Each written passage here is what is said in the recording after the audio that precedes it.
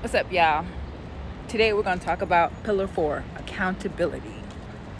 Probably, and I guess I say this about all the pillars, one of the most important ones, but this one I think is really like the foundation of it.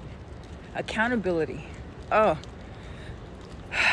a lot of us don't like to take accountability for our actions, especially when we mess up so bad and we know we mess up. But we don't want to acknowledge that because why? Like, why can't we blame it on the baby daddy? Or why can't we blame it on somebody in the family? Why does it always got to be me? Why do I always got to take accountability? Because guess what? At the end of the day, it is us. It is us that have made the decisions to put us in situations where we're like, ooh, I want to be able to blame you for that. And sometimes we can't. Sometimes we have to take responsibility in our role. If we want to be able to understand where the mistake came at, say, okay, I understand, I'll never do it again. And I'm going to share a story with you.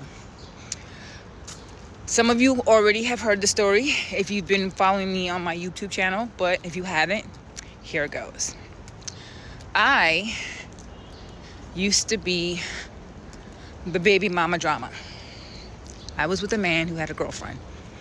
At the time, I didn't know he had a girlfriend. And by the time I did find out that he had a girlfriend, instead of me leaving, walking away and be like, nah, bro, I'm not doing that. I was so head over heels in love with him. I was like, man, I could do this. I'll be all right. And I had to sacrifice a lot. We ended up having children together. And the hardest part for me was my daughter calling his girlfriend mommy, him taking our children on their family vacations while I sat in the house stewing and knowing that I just had to be okay with the situation because I put myself in it. And I did this for a very long time. And it wasn't until my mom had passed and I found out I was pregnant with our son, and he walked out on me. He walked out on me with what was already a broken heart, so there wasn't much left for him to break. But it taught me one hell of a lesson. It taught me one hell of a lesson. I had sacrificed years and years and years to be with this man, to give him everything that I could possibly have within me. And the one time, not even the one time, but the most important time that I needed him to be there by my side the way I had been by his, he couldn't do it because his girlfriend at the time was also pregnant. And he didn't want her to find out that I was pregnant again.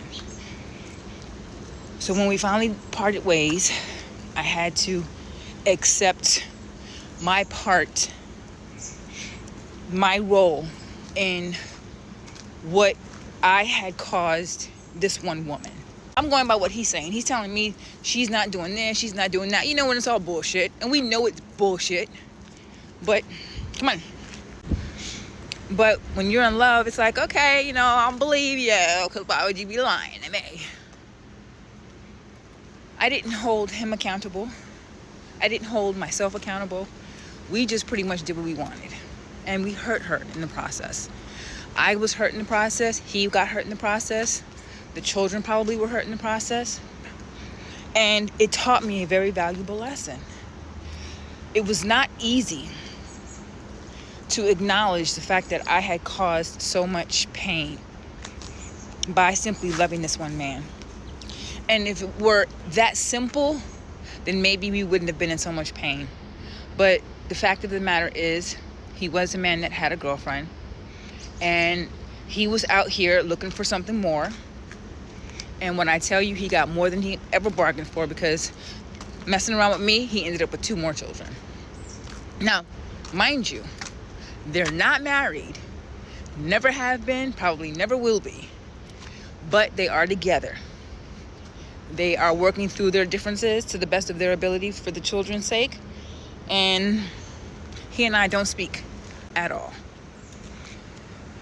I have to take responsibility for my actions. I have spent the last 7 years being celibate, being by myself, so that I could understand my worth, so I could stop putting other people before me.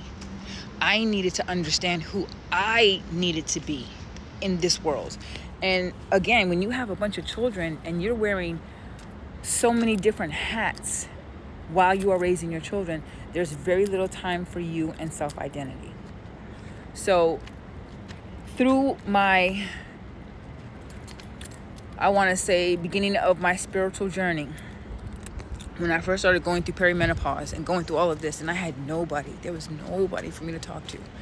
I had to go within, and I had to find a place within me to be able to go to get the type of answers and the love from the universe that I wouldn't have gotten if I hadn't have been in touch with myself. You know, if I hadn't have connected with the divine energy. So I take that role and I've implemented it in many different events in my life. So that once I said, okay, you know what? I fucked up. I made that mistake. I did that.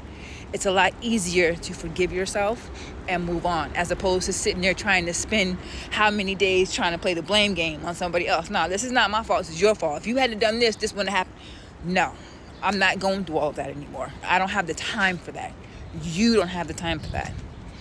Being able to hold yourself accountable is going to free you. It's not a punishment. It is power. And that's what you have to realize. You can always upgrade. You don't want to downgrade. You don't want to stay stagnated. Upgrading your mental will help you upgrade your physical, your emotional, and your spiritual. And it's not, like I said, being able to hold yourself accountable for a lot of things will free you up from a lot of the hiccups that you have going on inside of your life.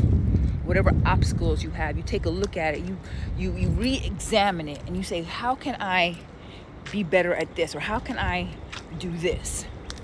When you start questioning your mistakes and you're looking for the answers on how to get it better, girl, you have elevated. You are growing. That is what it is all about. So stop wasting your time on who you can blame for things that are not going right in your life, and learn how to fix it, because it's not as hard as you think. I promise you, it's really not as hard as you think. Start using those first three pillars. Start looking at life in a different perspective. Look at life more positively. And I know it's hard with the way the world is right now. It's so full of negative people. Like, we can't all be the problem. Some of us have got to be the solution. And if you choose to live your life in light and positivity, you're a part of the solution. So I hope you guys found this video muy excelente.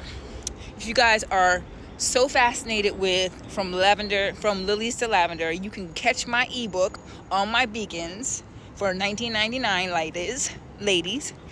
And you know, grab your power now. Get started. Don't wait. All right. I'll talk to y'all later. Oh, don't forget, like, subscribe, follow, hit all the bells. Ding, ding, ding, ding, ding. I appreciate it.